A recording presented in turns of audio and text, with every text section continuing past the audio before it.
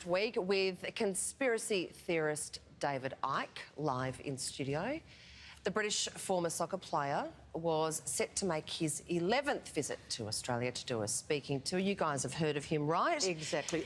Perhaps not everybody has. It's been suggested.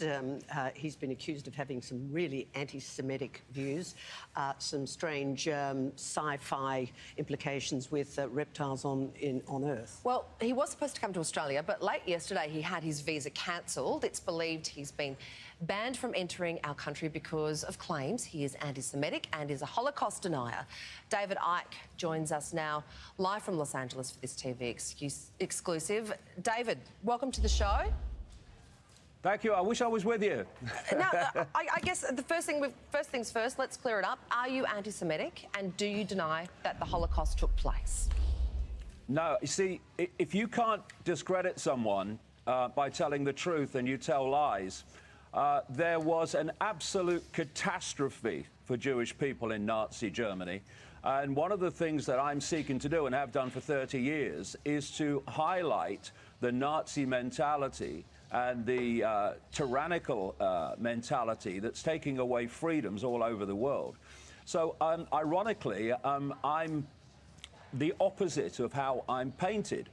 There was a Labour Party candidate, I think his name's Josh Burns or something, who was quoted in the newspapers in the last week saying that I am campaigning for Holocaust denial to be taught in the schools. So you believe the Holocaust did happen? This is extraordinary. So you believe the Holocaust did happen? Of course a fantastic catastrophe happened for Jewish people in Nazi You're not Germany. actually answering the question. Did the Holocaust happen? You keep saying catastrophe. That's the difference to Holocaust. Just clear that up. Is it a catastrophe or a Holocaust? Am I denying the Holocaust happened? No, I'm not. Clearly, there was an unspeakable happening there, and we should make sure it doesn't happen again. But let me point this out. What do Nazis do, what do Stalinists do whenever they get power? They want to shut down all exposure of themselves, all information that gives people a different view of them. They burn books, they shut down public meetings. Now, what on earth is a so-called democracy allowing itself to use methods of tyrannies to shut down debate? We have thousands of Australians from all walks of life, of every age. When I spoke in Sydney last time, the age range was 15 to 90, who have bought tickets to make a decision to hear what I've got to say and then come to conclusions on what they hear, who now are being denied that right. And what has happened to me, it's not about me. It's actually about what this says about the current nature of Australian society, which I'm finding all over the world.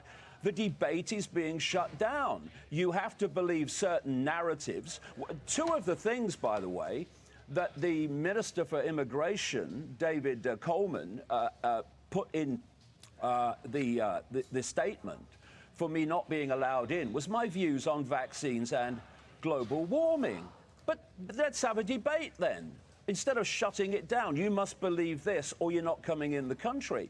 And as David Coleman admitted quite openly in this document, I have come into Australia to speak 10 times since 1997, and he admits in the document there's never been a problem. So why now? Because as I become more and more popular and more people come to the events, there's a more and more incentive to stop what I'm saying being circulated so that only one narrative is ever heard, and that's called a tyranny. Where do these accusations that you're anti-Semitic come from then? You've got famously controversial views, including that there are reptilian lizard people living amongst us and so forth. Where do these claims of anti-Semitism stem from? What happens is you can name 90% of people in a book who are not Jewish, and 5–10% who are. And instead of saying, well, you know, in every community, in every culture, in every income bracket, you're going to have the same range of people.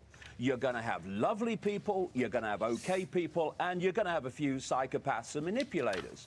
The problem is, I can say that about Chinese manipulators, I can say it about American manipulators, British manipulators, French manipulators, as I do, but you name anyone who's Jewish and immediately you're an anti-Semite. No, I don't care if they're outer Mongolian. I care about what they're doing and producing the evidence for that. That's what it's about. And this is a way of shutting down legitimate investigation. If I am exposing the Italian mafia, am I condemning all Italian people? Crazy. Okay. Speaking of crazy, David, do you believe that the world is being manipulated by shape-shifting reptiles that are possibly Jews who control the world through Rothschild? Is that well, I mean, basically it? People would have to read my books for the detail about that. But let me say this: I'm so saying that's a yes? that there are family bloodlines that were seeded all over the world, and the ancient cultures. By whom? The ancient cultures. Well, by a non-human force. This is where you get in the Bible, for instance, the sons of God are interbred with the daughters of men, which is a story that you find in cultures all over the world, so whether it's the African culture or whatever. People all over the world a long time ago, and they are resulting in being human forms, and they are lizards. You've been watching way too much V in the 80s. You've not been doing enough research into the background. That's the problem. But the point is that I'm saying that these bloodlines were seeded everywhere in every culture. So where's this? Their Jews What do they come take from? their face off when they go to bed, or what? Sorry, I thought I was going to have an intelligent conversation here. Clearly not. David, are we going to have an intelligent conversation or what? David, What do you think? I don't agree with a lot of what you said. I don't agree with your stance on immunisation. Let me finish. Let me finish for 1 second. I don't agree with your thoughts on climate change or reptilian people. What I'm saying. But what I do agree with is that you should actually be able to speak, because we live in a democracy, and I am a big supporter of free speech.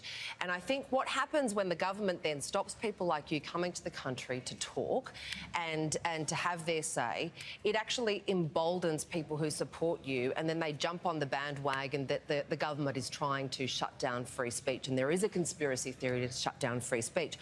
What do you think about our government letting in people like convicted rapist Mike Tyson, wife basher Charlie Sheen? I mean, you've been stopped from entering the country because of your views. What do you think about people who are let in who've actually committed crimes? That's up to people to decide if they think they are going to be a danger to society. I mean, if you're going to have a serial killer come into the country, then obviously you have to say, hold on a minute, do we want this person here?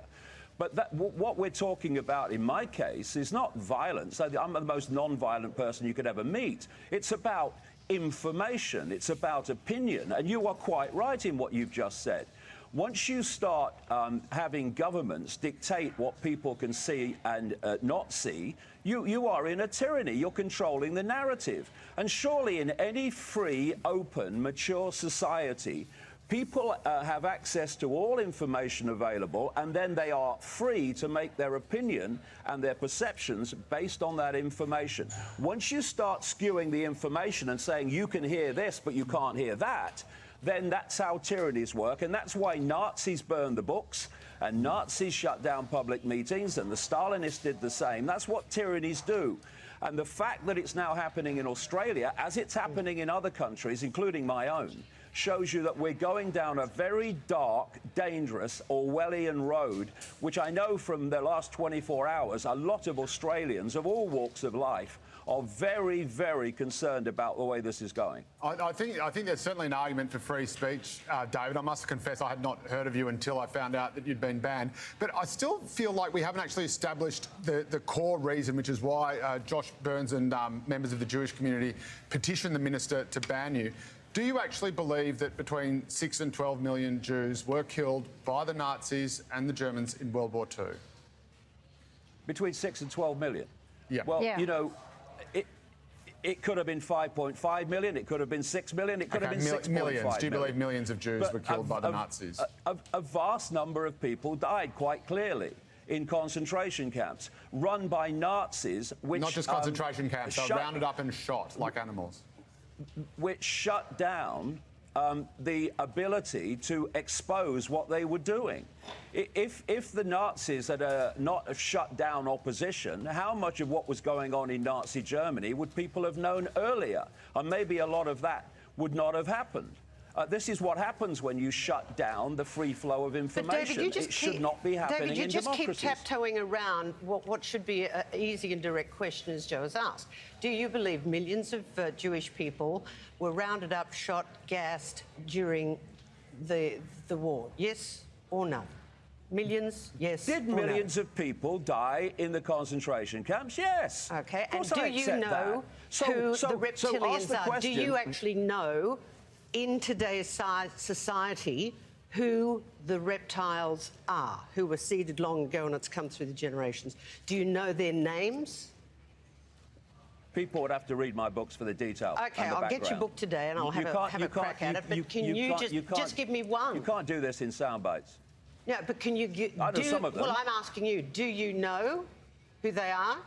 Are they in positions I know of some of- high rank? Yes, they are. They're in positions of power, absolutely. Are they Jewish people who And- work for the and- Rothschild organisation? Some of them are, most of them aren't. So again, you know, when you're talking about a range of people from a range of backgrounds, why suddenly, because you mention someone who's Jewish, is that kind of, oh, no, you're anti-Semitic? Why aren't I anti-Chinese and anti-American and anti-British and anti-French when I name people from those countries? It's crazy. And so this is what happens when you... Yeah, we have heard, a cutting down the situation where debate, yeah, you've said that about 7 or 8 times. Got it, David? I got to say, I'm with Sarah. I believe if people are crazy enough to pay money to hear you speak, you should be allowed to. That is called free speech. Well, people are crazy enough to listen to this programme every morning. How crazy can you get? Yay! Woo, woo, woo! Indeed. David Icke, Fair thanks for point. joining us. Hey, David, you got a national audience. Don't complain. Well, there you go. We'll see what goes from here. Yep. Okay. Thanks very much, David. Thanks very much for your time. Thank you. Bye. All righty. What? You're wearing reptile pants today. Do you know that? You're wearing snakeskin pants. Do you remember We've that found the series half in the reptilian. 80s? Yeah, better believe it, people. I do remember the series V. The V Yeah. series, Channel 10 ran it in the 80s. And this is where, oh, come on, help me, please. I don't remember, but... They were visitors aliens, and they were aliens living and they among took us. over the world and became human and ran the world. And at night they'd rip off their face and go to bed That's as right. a wasn't as a reptile. Coneheads. No. Yeah. Anyway, so long story short, turns out that show was a documentary.